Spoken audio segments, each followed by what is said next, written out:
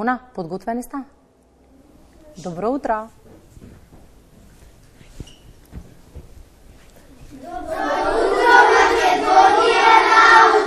Добро утро! Да, Кристина, како што може да слушнете, навистина сме подготвени сите тука во училницата во Основното општинско училиште Љубен Лапе и ова беше најпозитивното и најубавото добро утро што денеска гледачите ќе имаат можност да го слушнат во четврто 4. Навистина не пречекаа со отворено срце на сите дечиња кои што се четврто одделенци веќе учат за нивните права, за нивните обврски, а и нашите обврски како возрастни, така што директно од нив денес ќе дознаеме што ги растажува, што ги радува, што е она што ние треба да промениме во односот со нив и какви права имаат, како што веќе најави и ти, така што не би должела јас многу, затоа што имаме тука вистински професионалци кои што ќе ни кажат и ќе ни откријат што е она што ги радува. Како се викаш? Кажи ми прво. Јас се викам Ана. Да. Ана, кажи ми што е она што те радува најмногу? Нас децата не радува слободата, играта и другарчињата. Ти благодарам. Како е твоето име? Јас се викам Марко. Марко, што те растажува тебе? Нормално е понекогаш да бидеме тажни. Например, јас сум тажен кога другар или член од семејството е болен. Кога врне и не можам да излезам надвор. Јас сум тажен кога ќе го слушнам зборот двојно. Јас сум тажен и кога ќе видам дечиња на улица без храна и дом.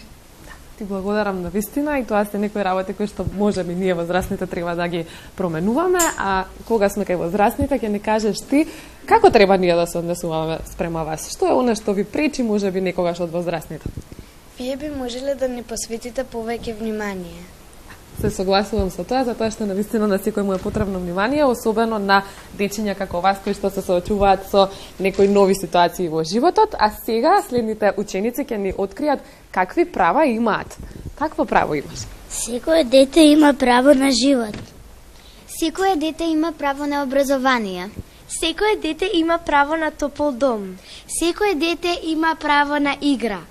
Секое дете има право на здравје. Секое дете има право на чиста околина. Секое дете има право на собствено мислење. Секое дете е најважно.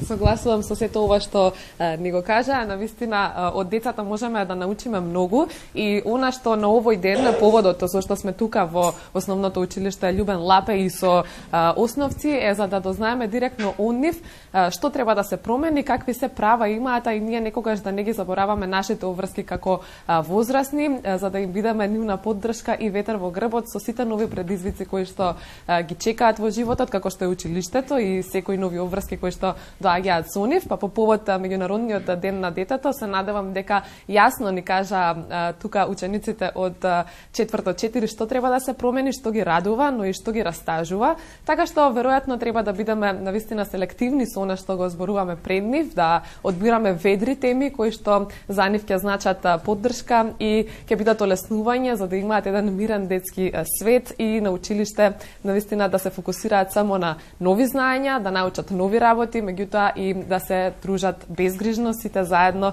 без да им пречиме ние со некои информации кои што воопшто не ги засегаат, а и да посветиме внимание повеќе и подобро да ги слушаме нивните потреби. Тоа ќе биде како еден заклучок од денешниот разговор. Мене ми беше чест што утрово сум тука, затоа што се наполнив со позитивна енергија, бидејќи поискрено нешто од децата скоро и да нема. И навистина се надевам дека таа енергија успеавме, Кристина, да ја пренесеме и во студиото и кај сите оние кои што утрово не гледаа. Уште ако успееш да ги убедиш да ни мафнат и да не поздрават, ние ќе бидеме комплетно задоволни. Да. Ете ги рачињата. Команда веќе да. сака да мафтат. Благодарам, Симона.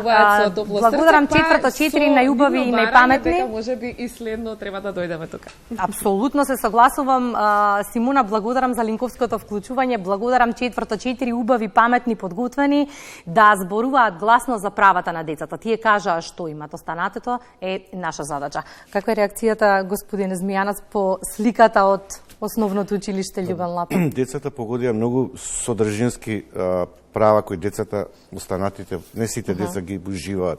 Право на топол дом, право на образование Има многу деца кои се исклучени од основното училиште и средно. Многу дечиња не се вклучени во градинка како воспитно образовни институции, каде што првите години ќе стекнат одредени животни вештини, исто така загатна за загадувањето и правото на живот, значи загадувањето во Македонија е енормно високо, посебно во зимскиот период, и државата е обврзна сите овие пораки што ги упатија децата да ги испочитуваат и содржински, како што кажав на почетокот, не декларативно. И овој ден не само да се искористи околу свртување на внимание кон децата, туку сите 365 дена треба напорно да работат и владата, и собранието, и институциите, за да не се случува децата кажуваат кои права се загрозени.